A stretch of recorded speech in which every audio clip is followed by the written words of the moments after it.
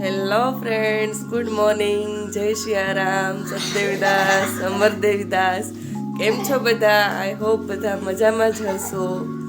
તો તમારું સ્વાગત છે આજના નવા વિડીયોમાં.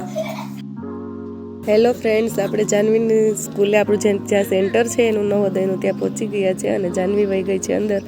તો બધા એને પ્રે કરજો કે એનું પેપર બહુ મસ્ત જાય. હેલો ફ્રેન્ડ્સ, આપણે પહોંચી ગયા છે આપણા પપ્પાના ઘરે. આજો પરીએ બિલાડી પાડી. હાય, કેમ છે ટબુ? મજામાં. આ છે મારા 5મા નંબરની બેન, આ છે મારી 6ઠા નંબરની બેન. ચાલો ચા પીવા. હેલો ફ્રેન્ડ્સ, આપણે પહોંચી ગયા છે મમ્મીના ઘરે. આ છે મારા મમ્મી. અત્યારે જો મેં કીધું હતું ને કે સિલાઈ બહુ મસ્ત કરે, બ્લાઉઝ સીવે છે અત્યારે.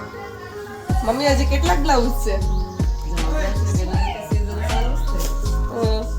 બેઠા છે.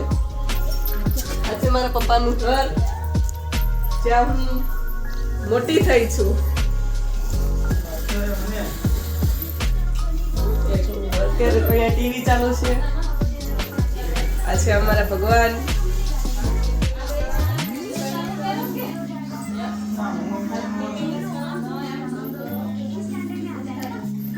આ છે મારી 3 બેનો, જે અત્યારે આ છે સુરત છે, આ છે 5મા નંબરની બેન છે અને આ છે એમાં ગીરગઢડા શાસ્ત્રે છે.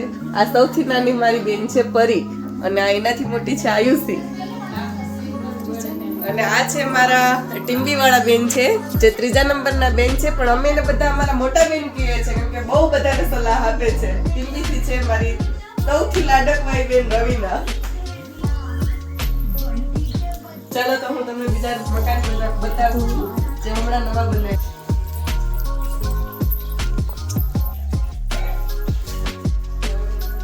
આ છે મારા પપ્પાએ પાડી એની લાડ. આ છે મારા પપ્પાનો રૂમ છે. મારા પપ્પા પણ એક સંતવાણી આરાધક છે અને અમારા પપ્પાને સાઉન્ડ પણ બહુ જાગું છે. તો અહીંયા જો સાઉન્ડનો રૂમ બનાવ્યો છે, તો આમાં સાઉન્ડ પડ્યું છે અને વાવ, હિચકો તો બહુ મસ્ત લગાવ્યો છે પરી. હિચકો પણ પરી માટે સ્પેશિયલ બનાવ્યો, અહીંયા મૂક્યો છે.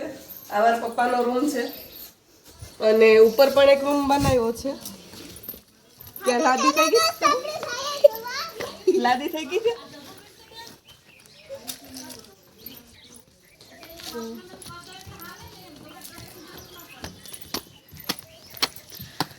ચલો ચાલો. આ રૂસાન તો પણ આપણી હારો ને હારો, પરીને બે આપણી પહેલા ચડી ગયા જોવા હાટું.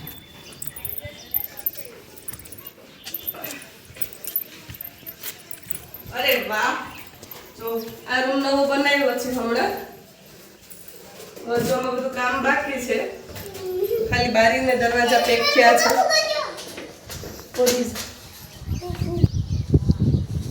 પણ અહીંયા છે ને સીડીઆરડી મારા પપ્પા એમ કહેતા હતા કે ગ્રીલ બનાવવી પડશે કેમ કે બેન નાની છે ને તો બીક લાગે.